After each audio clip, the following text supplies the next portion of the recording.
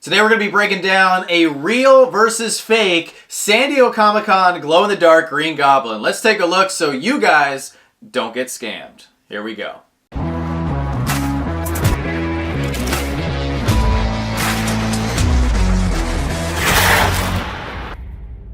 What's going on, everybody? Welcome back to the channel. Today we're going to be doing a full breakdown and comparing a real glow-in-the-dark SDCC Green Goblin with a fake Green Goblin. If this is your first time here on the channel, guys, we always want to make sure that everybody is not wasting their money, not getting scammed, and buying authentic Funko Pops. This is episode 7 of Real versus Fake here on the channel. If you guys want to go check out the previous 6 episodes, I highly encourage you guys to do so to make sure that you do not have a fake Funko Pop in your collection, and also to prevent you guys from buying a fake Funko Pop in the future. So today we're going to be breaking down the Green Goblin here, and this is actually the shared exclusive. Now this pop is a grail for a lot of Marvel collectors, and at one time it was trending for $110. But now, after almost a year since of hitting that $110 mark, it's come down to about $70 currently on PPG. And I firmly believe that it's come down not because of the Spider-Man hype, because there's been tons of that. And we recently even saw the Green Goblin in Spider-Man No Way Home. I firmly believe that it's come down because a lot of fakes have hit the market. So I want to make sure you guys know what to look for. So with that being said, let's get into the breakdown.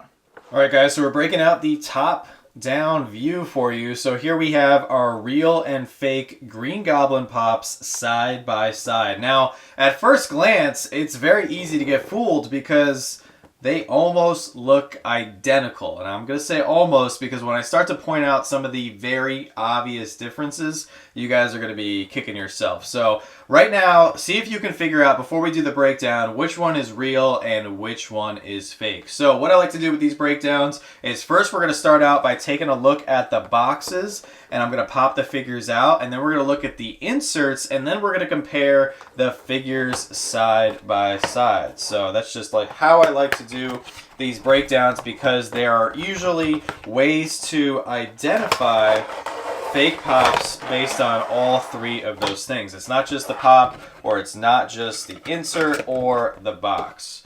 Alright, so there's our first one. Pop out our second figure here. Alright, cool. So we got our boxes side by side. So the first thing that I want to point out, and once you guys see it, you'll definitely notice there's a huge difference, is the sticker. So here we have, on this particular pop, we have 2 stickers. We have the glow-in-the-dark sticker, as well as the Summer Convention 2016 San Diego Comic-Con sticker. So there is the left side, and here is the right. Now, you might not be able to tell right away, but there is a slight difference in the coloring for the convention sticker, as well as the yellow in the glow-in-the-dark sticker. So that is your first dead giveaway that something is a little off here. As you look closer and as you examine the 2 boxes side by side, you'll see that the coloring on this particular box doesn't look as green. The colors don't look as bold compared to this one, where you see you have nice, crisp, sharp colors with the green contrasting with the purple on the Green Goblin. The other thing that I want to point out is looking at the Marvel logo. Over here, it kind of looks like there's some chips missing in it. That could just be because of old age or something like that, or box wear and tear.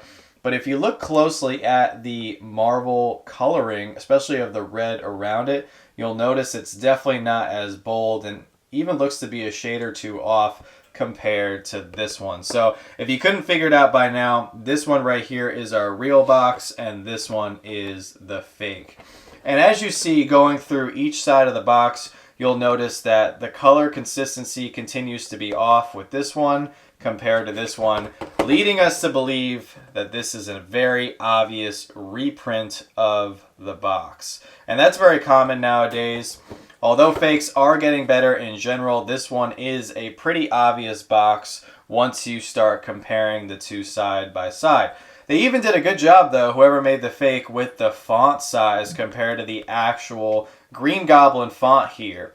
And that is usually a dead giveaway on a lot of pop boxes, but in this particular instance, it's not. So they must have had a real one, or at least very, very good pictures to go off of. So now we're going to look at the tops.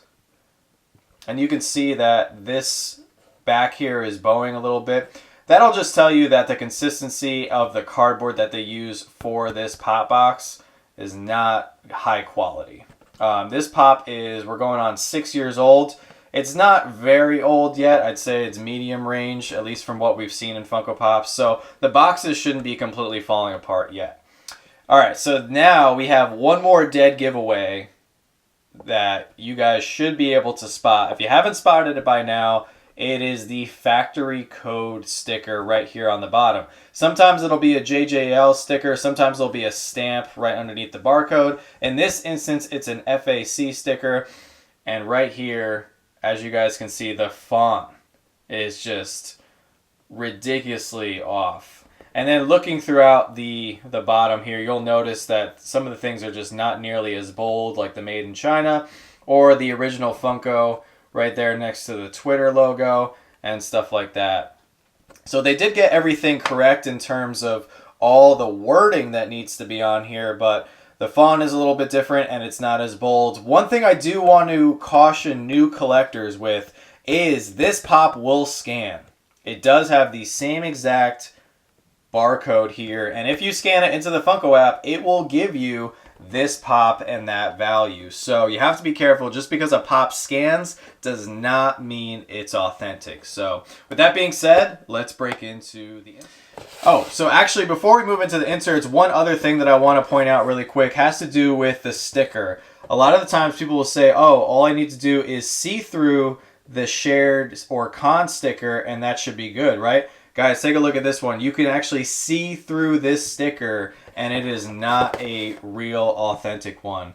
So that whole trick with being able to see through the sticker, unfortunately, is no longer the case.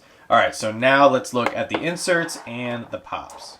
All right, so here we go. We have the two inserts side by side, and overall, there really isn't much difference except for the coloring. And this is pretty common. What you'll see with fake pops and non-authentic Funko products is the inserts will be a little bit brown, or they'll have a yellowish tinge to them. It just means that whoever made them did not use high-quality plastic, and it's able to absorb a lot of coloring, whereas the real inserts directly from Funko stay nice and clean and clear, and this is what you want to see when you're looking at your Funko Pop. Other than that, no other major differences, just the coloring in the insert. Alright, so now we're going to take a look at the two pops side by side, and once again there are some obvious differences with both of these pops. Now with this pop in particular, he does have an accessory here with his glider, and one thing I want to point out, the way Funko designed it, he should be solid and secure on his glider. There shouldn't be any kind of wiggle room or anything like that with this pop. The only downside of this pop is his head is a little bit big and lopsided because of the tail back here. So it does make it a little bit hard to stand up, but that is normal. It is tough to pose. So right there I was able to get it. But here is the fake pop, of course. And right off the bat, you guys can see his neck spring is a little loose, as the person who made the fake did not use the proper type of spring. The spring that Funko uses are a little bit smaller, so that's why you don't have it sticking out underneath the head. It is a bobble because it is a marble pop, but in reference to the glider, as you guys can see, he does come off pretty easily, and I bet if I wanted to, I could wiggle him off the glider completely and just have the pop separate from the accessory here. So that is two dead giveaways right there. And then on top of that, you guys can't feel it obviously because you're watching it, but the real one is significantly heavier than the fake one. And also if you feel, which I know you guys can't do it as well, but if you actually feel the pop, the consistency of the paint difference is quite significant. What you guys will be able to see though in just a second, we're going to turn on the glow for both these pops and you guys will see yet another massive difference. Alright guys, so when it comes to glow-in-the-dark Funko Pops, glow-in-the-dark is one of the most popular variants among Funko collectors, and that's why typically glow-in-the-dark pops will be a little bit higher in value than their regular common counterparts. So right here, I turned on the glow for both these pops, and look at the glow on the fake one's head.